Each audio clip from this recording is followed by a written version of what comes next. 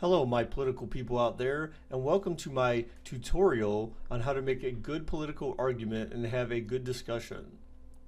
In this tutorial, I'm going to provide you my list and reasons why your political arguments and discussions with others get sidetracked and how you can prevent that from happening.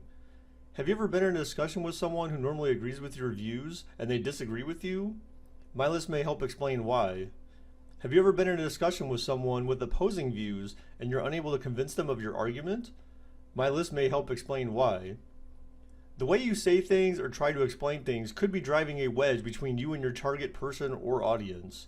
I will 99.9% guarantee you that if you follow my list, there's a good chance that you can persuade someone without offending them and have discussions that have a conclusion everyone can agree with, regardless of political party affiliation. The first thing on my list that will immediately sidetrack any political discussion and is a huge mistake that a lot of people make time and time again.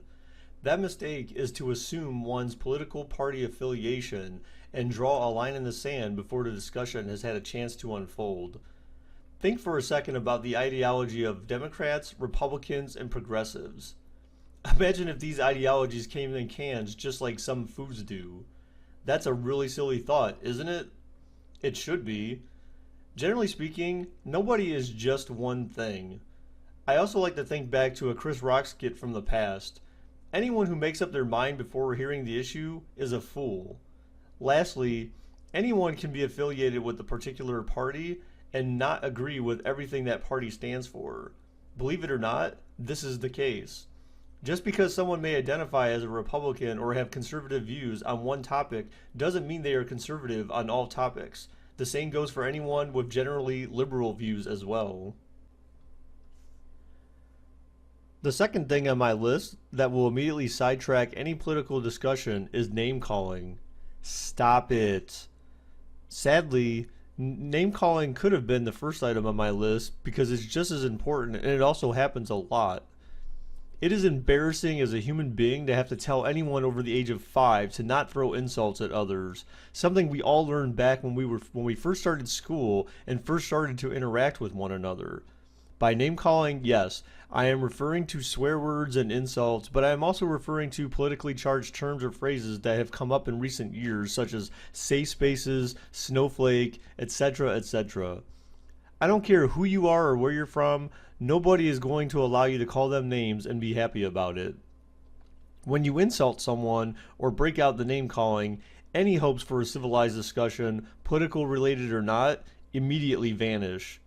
Not to mention, name calling gets in the way of the points you were trying to make in your argument. Name calling is not an educated way to present yourself and your thoughts. If someone is doing this to you, that person is not likely the type of person you want to be having a discussion with in the first place, and you need to be the bigger man and walk away from that discussion. You should also consider sharing this video with them. The third thing on my list that should be taken into account when making your argument in a political discussion is looking at the topic of discussion from all perspectives. This is easily the most difficult thing for anyone to do. Everyone grows up a certain way and you end up having thoughts or feelings ingrained in defining who you are. It's the way of life, and it's easy to understand why seeing things from different perspectives is extremely difficult. Sure, you have your own personal feelings or thoughts on the matter, but you should also consider others' feelings or thoughts. You don't want to be in the business of suppressing others' feelings or thoughts in favor of your own. Your thoughts and feelings aren't always correct just because they're yours. When making your argument, understand the pros and cons of your argument before typing or speaking so you can be equipped to discuss both the good and the bad. The fourth thing on my list that should be taken into account when making your argument in a political discussion is putting in the work to make a strong argument. The whole point of you joining in on a discussion to make your argument is to win people over, right? The last thing you want to do is squander away your opportunity by providing a weak argument. Here are 4 things you should do when making your argument.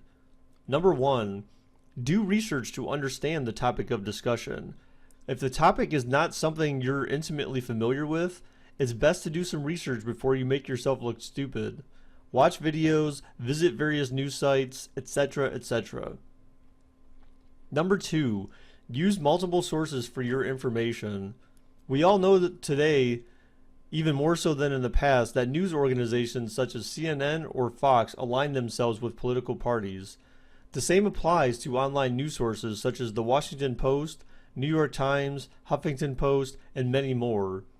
While it's not necessary to view articles or videos from the opposition, sometimes you'll be surprised in what you find and can use to support your argument.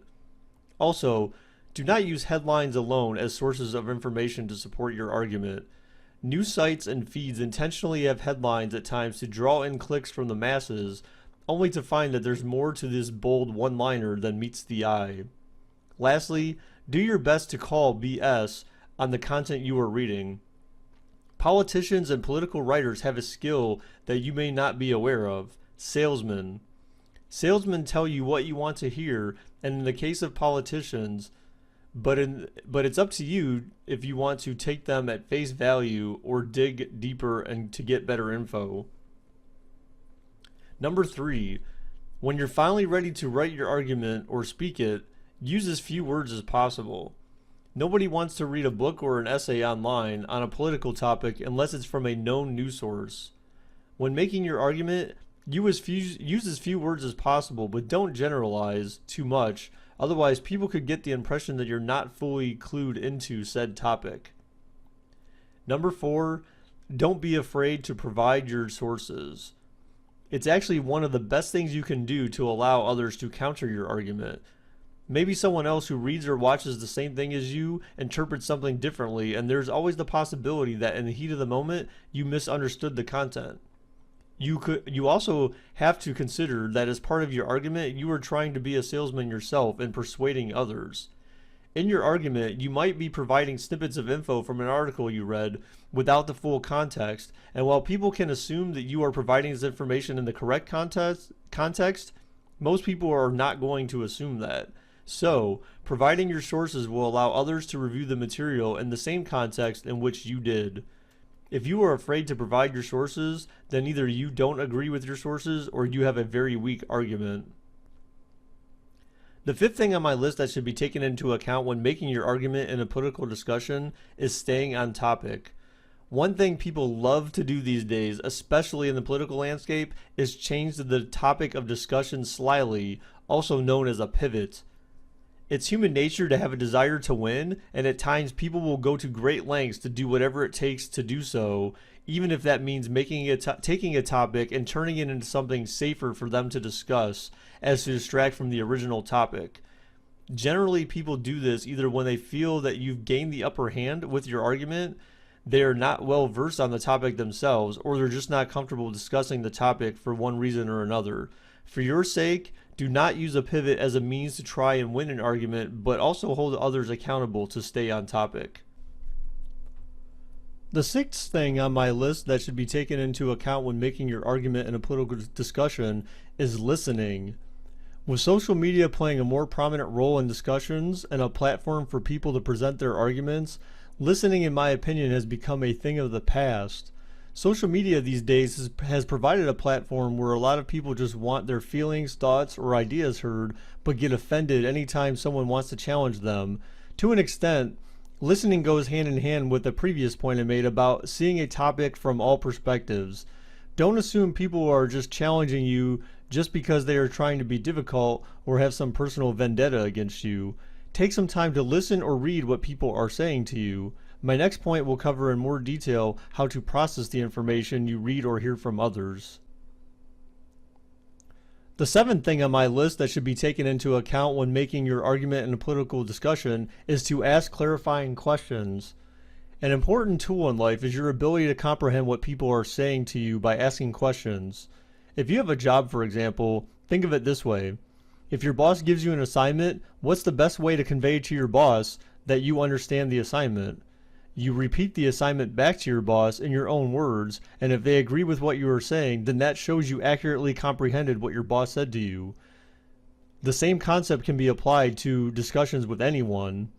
The best way to understand how someone is challenging your argument is to repeat to them their argument as you understand it, and if they agree with what you said, then you know you understand what they are saying. Another thing to consider is whether others in the discussion have first-hand knowledge of the topic. You can learn a bit from those people. Part of being engaged in a discussion enables you to learn from others. The eighth and final thing on my list that should be taken into account when making your argument in a political discussion is to conclude the discussion at some point in a way that everyone can agree with. This does not mean that everyone will always agree with your argument or side with you. There's no need to decide a winner or a loser at the end of the discussion either. At the end of the day, the most important thing to take away after a discussion is knowledge. You learn how other people in the world think, whether you believe it to be right or wrong. Along the way, you also continue to sharpen your skills to provide better arguments in the future. It's okay that an argument ends in a mutual agreement just as it is that everyone agrees to disagree. Nobody has to win. The one thing I noticed while growing up is this. Have you ever had a disagreement with your parents at some point in your life where you were so emphatic that you were right? Then afterwards, over the coming hours, days, weeks, and years, you revisit this debate between you and your parents in your mind, only to realize you were probably wrong. You just couldn't admit at that time you were wrong because you didn't want to lose. Apply this epiphany concept to a political discussion. You plant the seed to give people something to think about and why they may not agree with you right off the bat. You may have dropped some knowledge that changed someone else's life for the better, and you may never know.